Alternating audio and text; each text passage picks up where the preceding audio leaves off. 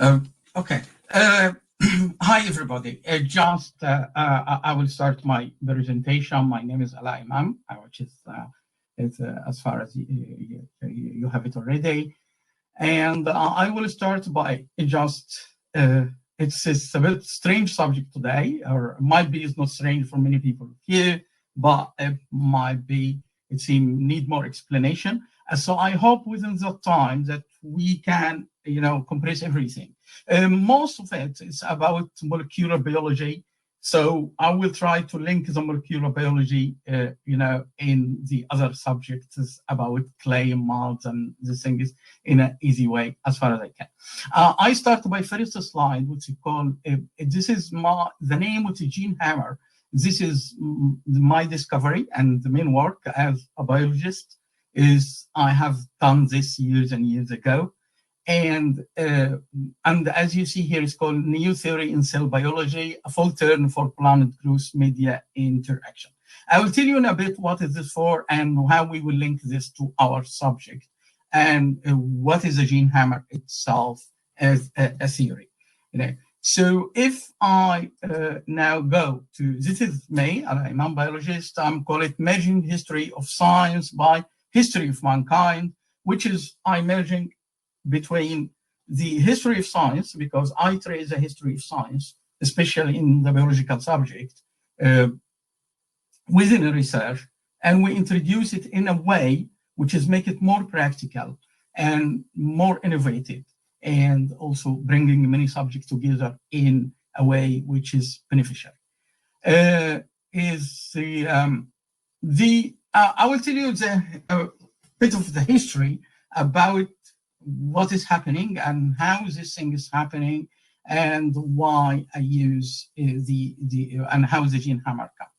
As you see in this slide here, there's a plant in your right-hand side. Can you see a picture here? And this picture is for a famous plant. Many people might know it, and this is everywhere in the planet Earth. You can find it, which is called alfalfa. And alfalfa is a legume, which is a family, which is it's very beneficiary thing, plants, and is mainly we use it to feed animals, but in a food level, food technology level, you can use it to feed human being. You can use it for a lot of sources for many things. And why I start by this subject, because my journey started early by alfalfa, and my discovery started by it. And I will tell you the history about that and why this is effective to discover a lot of things later on, especially about the Egyptian history and the Egyptian soil. Mainly and theoretically in agricultural life, if you go to now any garden center or any place to do supplying for plants, you'll find fertilizer, which is called NPK, which is scientifically we call it, this is a major element, we feed the plants by it. And NPK, it comes in a form, most of forms now we have it, so you can use it in your own garden, which is, we call it foliage fertilizer, which is you can spray your plants by it. And something happened to me with me in about 1991, I think, which is I was making formula of fertilizer. So I manufacture fertilizer. So I was in a shortage of some elements, so I couldn't do NPK as a nitrogen and phosphate and potassium. So I have to replace things. And I'll tell you my secret, which is, if you can use it. I had to replace some of it with ferrous sulfate, which is iron sulfate. And I wasn't expecting big result in this, but after a while, he came to me with amazing result for the people who applied. Sorry, I'm flicking the result, it was much better than the traditional level we have for NPK. And this, it was the start. The start, I started to do my research as a researcher, you know. So I started to do my research, and I found an enzyme that the elements which is I use for the foliage is affecting the bacteria which is in the soil, you know. And this is what is linked to our subject today. And this is so I found that I fed the bacteria, which is bacteria which was able to extract the elements which is the plants need from the soil and give it to the plants, but in much better way than to give the plants what it's need straight away, you know. And I start my journey since that, you know, and research journey, innovation journey, discovery journey. And I start discover 3 years later, start my theory, which is called Gene Hammer.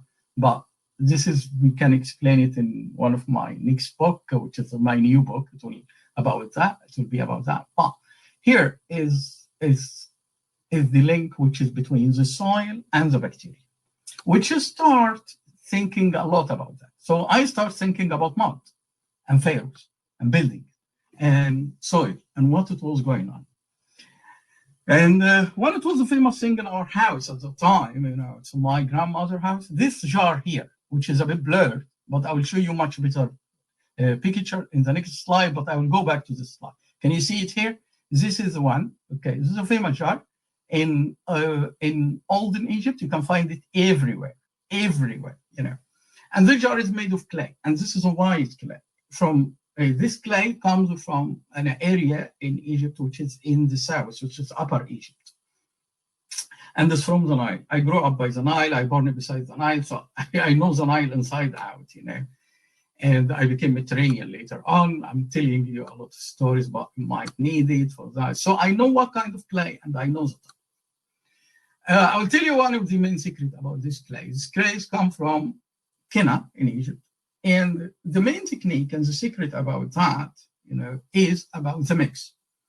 And the mix is not just, and this is very, very useful to use it, you know. So the mix here is not about just the clay. You take the clay, you take the mud from the Nile, and then just you shape it and you dry it and you put it in the furnace, or, you know, you bake it. No, it's not just that. So the main thing is about that they ferment this clay.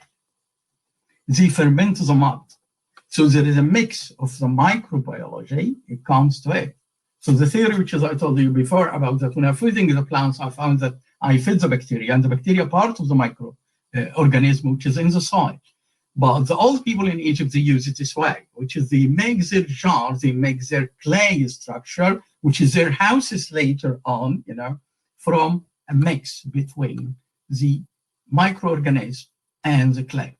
And they ferment it with a secret recipe for a certain time, with a certain mix.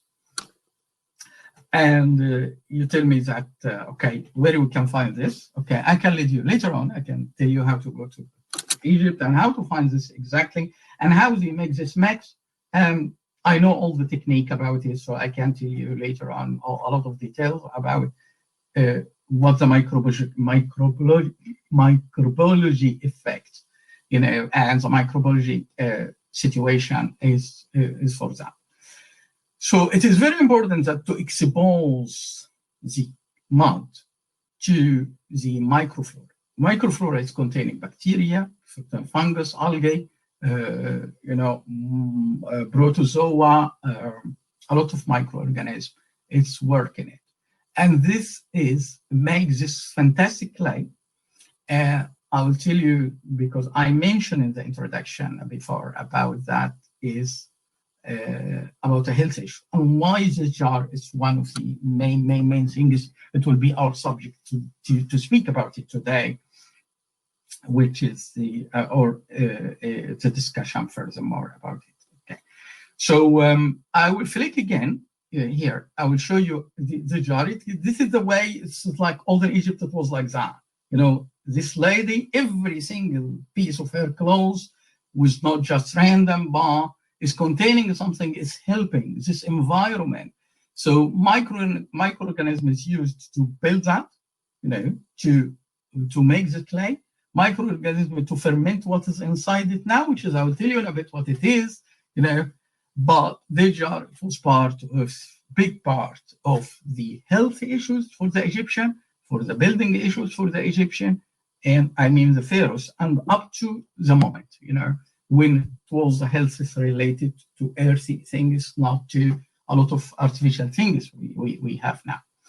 I will go back to this picture, which is, I will explain you a bit about what is the jar using for and why is this affecting our life. Okay, I'll click again, and I will show you another thing is about in Egypt. This is also made of clay, and this is called Holla. Holla, it's a jar like that, and it is for drinking water. And we get used to drink water from that. And by the way, many people, they can drink from here, from the top. There is a small lid here. And the strange thing is that there is no infection thing is happening. This is proven medically that I can drink from here straight away, and the other person uses his lips with the same thing here, and it doesn't affect. And but I will mention to you the first thing about the antibiotics. The antibiotic is happening that because the fungus produce an element with penicillin or erythromycin or all of that later on is against the bacteria, to kill the bacteria. This is what's happened with clay and with porous thing, as I mentioned before in the first introduction, is this clay can adapt, adjust, sterilize naturally against bacteria. So the water here is nearly, is buffering everything, so there is no infection, and it's cooled by this layer, and is the technique which is made by it. It's a secret recipe about how this clay doing all of this effect. You see this random lines here? This is the Egyptians inherited thousands and thousands years ago from their grandparents. Okay, so it's not something that you see it's here. It's not by machine. It's not something is crafted well, but it's random. Because the time is running, I will go back to the jar slide, but I will go through that quickly. This is my product, which is I invent.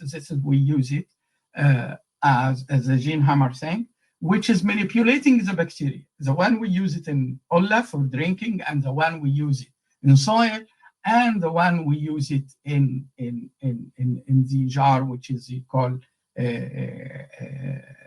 Zalat by Egyptian language. And this solution also needs another introduction. Which is, I use it, this one, which is, I call it here, biological vehicle, which is the liquid which is I invent, is biological vehicle. We can use this thing, so we can add it to many starting points, I did something by it, which is the, is not here at the moment, but is the, I can, this can be in the Egyptian cheese and the Egyptian milk, the Egyptian, a lot of side food products, we have it, vegetable, everything about that.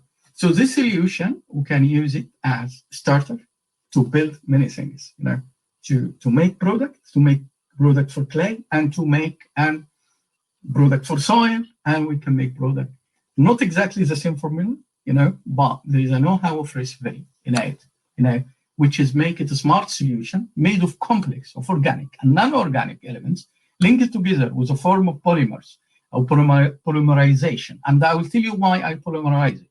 Because we need to polymer things against the polymers we have now. We have the plastic as a polymer, but we have the natural things we have as polymers. The wool is a polymer. This is what we need. The cellulose, which is the cotton, is polymer. So polymerization is the technology we use here. We don't use the single elements like in drug industry, in pharmaceutical drugs, and then we give it to somebody with a side effect. Polymerization is a big solution. This is one of what we introduce it as a code of conduct, to practice conduct for clay later on. To target the plant cell, it was the main experiment I did, produced by using a multi-microorganism using a special invented biological technology, which is the technology we did, we can explain it later on. This jar is made of clay, we use it in ancient Egypt, is for ghee, and I get used when I was a child beside the Nile, and I was participating in making the clay and participating for making the ghee. And the ghee process, it's a process of microbiology also. We did some fermentation for the milk, and then some fermentation for the ghee. And then the way it's processed, you can have a very healthy ghee, and you can have it for centuries, inside the jar. Okay, still fresh, and no expiry date for it, It's porous. It's supposed to be the ideal one. This is more commercial one. I took it from the internet about some producer. So, but the ideal one, which is in nature, is always porous from the top and glazed from the bottom. Is not exactly this one. This is another product we need it, and this is the daily life we call zir. Zir is to filter water. And they introduce a lot of projects now to filter waters for Africans and to give them, for the poor area there, to give them fresh water. But this is the best. It was in my house when I was young, until I became about 10 years, 12 years old, I'm not sure, And this is the best for filtration, and also the microbiological effect. You can see the algae grow around it from outside. So you say algae, yes, algae is very useful. About gas exchange between the water and the air. So the oxidation, we do it now by the chlorine, we add it to the water to kill the germ. The oxidation happens naturally through this porous thing. And because the algae grow outside, it was making a layer which is containing a rich area of exchange layer for CO2 and O2, was buffering in the water and make the water very clean, very healthy, very tasty, full of minerals and fantastic. Since it was real mineral water. This is a bit modern here, but the older one is the similar shape and is different clay in Egypt. This is one is in the delta area, south the delta. The one in the north, more not wide here, it's a bit smaller here, narrower.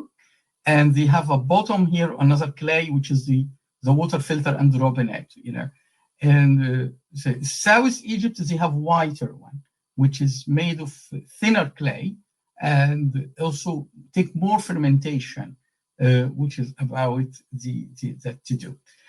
I will move on. Okay, we nearly finished. And with this fantastic picture, this is taken by my friend. She's a photographer. And this is a village in Monofia and Delta area, they are famous with producing clay. Why I bring this picture here? Because I want to tell you about the secret recipe here, which is this guy. Everything here is secret. This is where he's sitting in an area where they make the bread here. This is the oven, and this is his shisha, smoke made, homemade shisha. It's lovely because, sorry again. Yeah.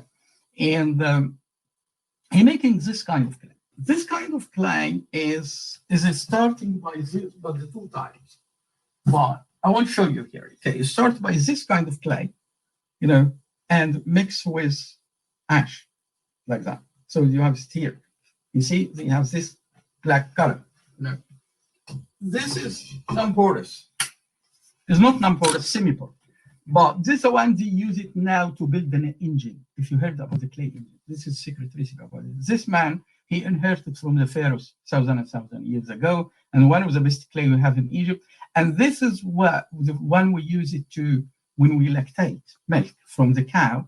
We use one like that, but it is open from the top. And there is a way also to grow the microorganism in it, because it has to be rich in microorganisms. So the milk is fermented naturally, and then we take the ghee, and then we take some kind of yogurt from the bottom. I know that the time is running, but you can ask later on about that. Okay, so I just want to tell you quickly about what is this using for. This is what using for molasses and using for fermenting the kind of beer. We call it buza. Buza is not like Syrian buza. Syrian buza is ice cream, but Egyptian buza is alcoholic one. It was available in the street in my age when I wasn't going to school. So you can buy it from the guy. It's 1% alcohol. And this is since the first time. I can tell you the whole technique, how it's worked. So we use it for molasses and we use it for the Egyptian cheese, which is, I have Egyptian cheese in my home now. I ferment it. I did it in last 10 years, which is the typical one, the one I made in my lab. And I produce it and I continue in my kitchen. Is supposed to be in this kind of clay. And this one was the best for the Egyptian health when you eat it. And this it was the main food for the lunch time for all the farmers and everybody and the people who build the pyramid, you know. So the secret in the clay again. Okay, I will finish because we don't have time, you know, but I will say promising solution, okay, for empowering a new building era by this technology. And with the code which is we are working for it is this chemical link, which is about between bacteria or microorganisms and clay in our building and our food. We will call it alpha practice, where I promise that it will be produced soon. It's called organic pro life food. Thank you very much. And I'm ready now for any questions. Thank you.